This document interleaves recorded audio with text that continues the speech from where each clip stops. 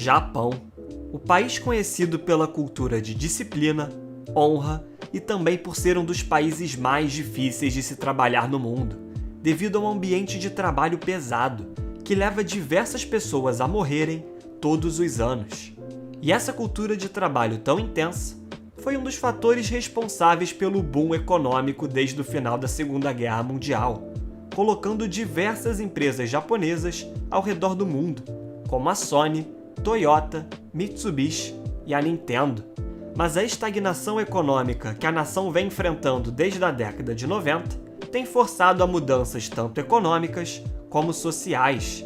E nesse vídeo, vamos entender por que uma sociedade com uma cultura de trabalho tão intensa e rígida como a japonesa decidiu reduzir, em junho de 2021, a carga de trabalho dos seus funcionários para apenas 4 dias por semana. Até meados do século XIX, o Japão era isolado do resto do mundo, pois acreditava-se que os valores ocidentais eram uma ameaça à estabilidade e à cultura japonesa. Isso veio a mudar em 1869, com a Restauração Meiji, em que o Estado centralizado financiou grandes conglomerados, comprando a tecnologia e máquinas de países ocidentais, visando a modernização e a industrialização. E essas empresas industriais eram de pequenos grupos familiares, que ficariam conhecidos como Zaibatsu, sendo a mais notória delas a Mitsubishi.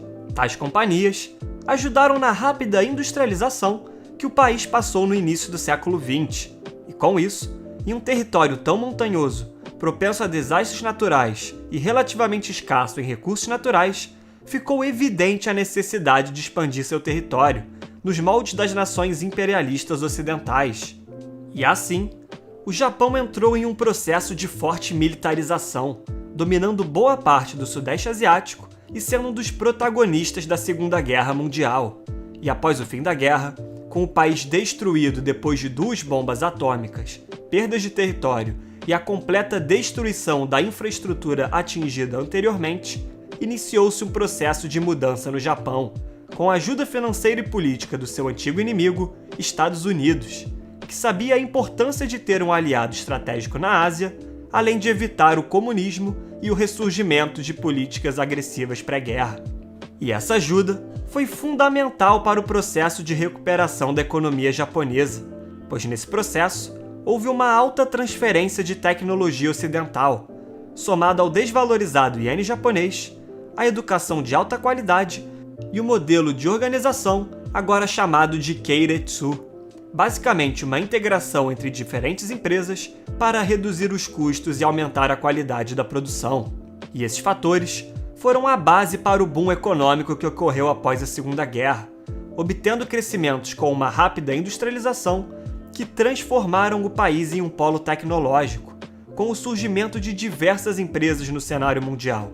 No fim da década de 80, o Japão já tinha se solidificado como a segunda maior economia do mundo, saindo de um PIB de 212 bilhões de dólares em 1970 para mais de 3 trilhões de dólares em 1988, além de sua população possuir na época uma das maiores rendas per capita do planeta, à frente de países como Estados Unidos, Alemanha e Reino Unido.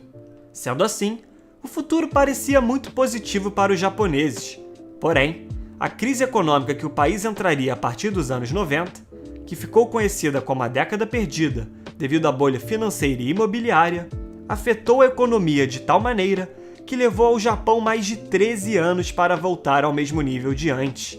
Para entender o impacto dessa crise, o país, que antes atingia crescimentos superiores a 10% ao ano, entre 1991 e 2010, cresceu em média apenas 1% ao ano.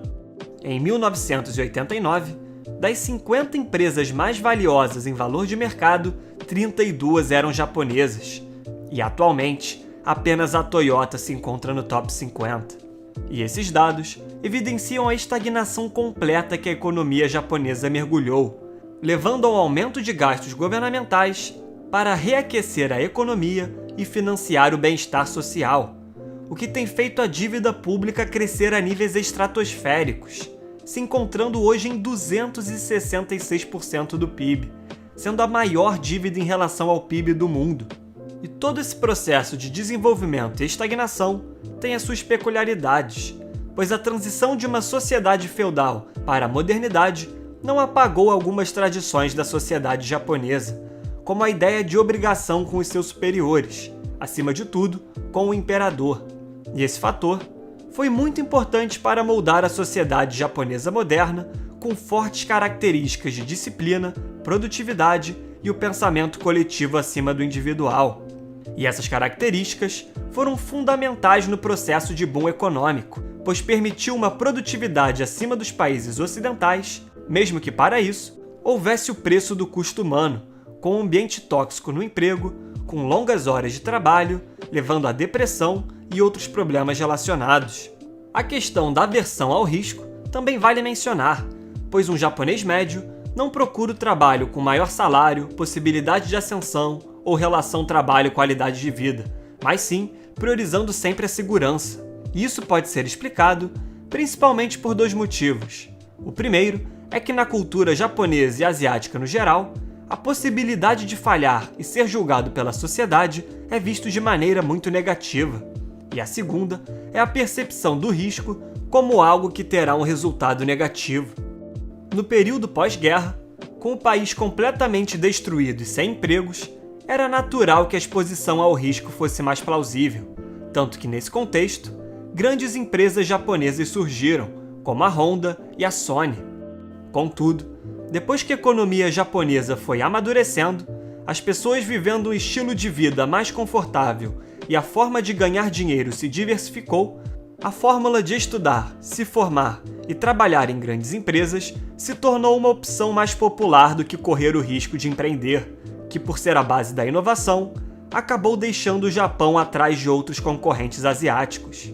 E a população envelhecida também é outra questão, pois atualmente, mais de 28% dos japoneses possuem uma idade superior a 65 anos, sendo a maior porcentagem do mundo, muito acima dos 16% dos Estados Unidos e 8,5% do Brasil.